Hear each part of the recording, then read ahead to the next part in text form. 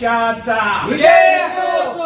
अपना भिडो बच्चो करो, अपना भिडो बच्चो करो, विजय असो। प्रहार जनशक्ती पक्षाचा विजय असो। निलेश पाटील मुर्दाबाद मुर्दाबाद मुर्दाबाद। निलेश पाटलाचं करायचं काय? खाली मुंडीवर पाय, खाली मुंडीवर पाय। निलेश पाटील चोर आहेत, चोर है चोर है, निलेश पाटील चोर आहेत, चोर है चोर है। अरे या भ्रष्टाचारी निलेश पाटलाचं करायचं काय? खाली मुंडीवर पाय, अरे या भ्रष्टाचारी निलेश पाटलाचं करायचं काय? खाली मुंडीवर पाय, या भ्रष्टाचारी निलेश पाटलाचं करायचं काय? खाली मुंडीवर पाय, या भ्रष्टाचारी निलेश पाटलाचं करायचं काय? खाली मुंडीवर पाय, या भ्रष्टाचारी निलेश पाटलाचं करायचं काय? खाली मुंडीवर पाय।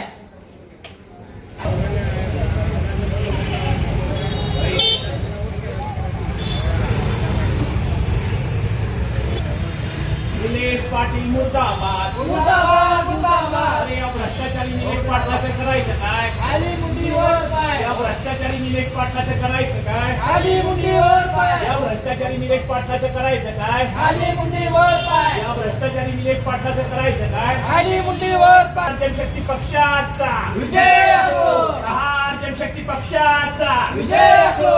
अपना भिडो बच्चो करो, अपना भिडो बच्चो करो, प्रहार जनशक्ती पक्षाचा विजय असो, प्रहार जनशक्ती पक्षाचा विजय असो। अपना भिडो बच्चो करो, अपना भिडो बच्चो करो, अपना भिडो बच्चो करो, प्रहार जनशक्ती पक्षाचा विजय असो।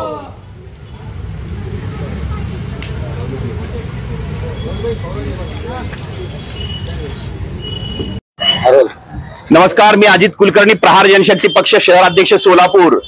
ज्या वेळेस पासून निलेश पाटील इथे येऊन तहसीलदार निलेश पाटील उत्तरला हजर झालेले आहेत तो आल्यापासून सगळा भ्रष्टाचाराचा भोंगळ कारभार चालू आहे। जवळजवळ माझ्या मित्राकडून दिलीप गायकवाड यांच्याकडून नायब तहसीलदारांनी नाव लावण्यासाठी 2.5 लाख रुपयाची मागणी केली।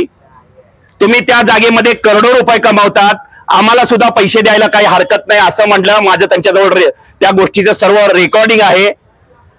तुम्ही 8 दिवस 9 दिवस 10 दिवस कुठेही मुरुमुपसा करा, 1 लाख रुपये द्या असं सुद्धा माझ्याजवळ रेकॉर्डिंग आहेत।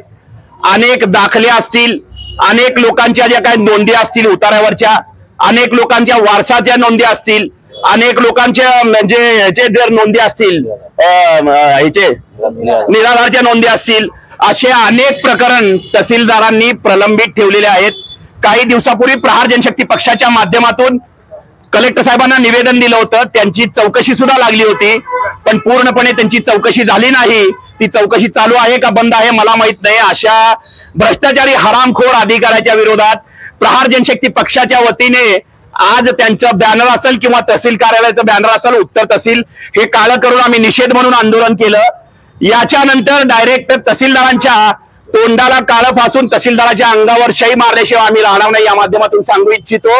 वेळोवेळी पाठपुरावा करून सुद्धा नाव नोंदणी करायला पाटील म्हणून कोणीतरी एक सर्कल आहेत 15 लाख रुपयाची मागणी केली, त्याचं सुद्धा रेकॉर्डिंग माझ्याजवळ आहे। हे सर्व रेकॉर्डिंग आदरणीय जे काही असतील महसूल मंत्री यांच्याकडे घेऊन जाऊन यांच्या निलंबनाची मागणी मी करणार आहे। जर 8 दिवसात यामध्ये सुधारणा झाली नाही, अनेक तक्रारी जे प्रलंबित असतील ते तुम्ही काढलेले, तुम्ही हे काढलं, रस्त्याचे प्रकरण असतील, रस्त्याच्या प्रकरणात शेतकऱ्याला तर अरे बापरे एवढा त्रास देतात ना की विचारू नका। या सगळ्या गोष्टी घेऊन आज प्रहारच्या वतीने त्यांचा बॅनर असेल किंवा बोर्ड असेल तहसीलचा काळा करण्यात आला। भविष्यात जर तुम्ही सुधारला नाहीत तर तुमचं तोंड 8 दिवसाच्या आत काळं केल्याशिवाय प्रहार राहणार नाही या माध्यमातून मी सांगू इच्छितो। धन्यवाद।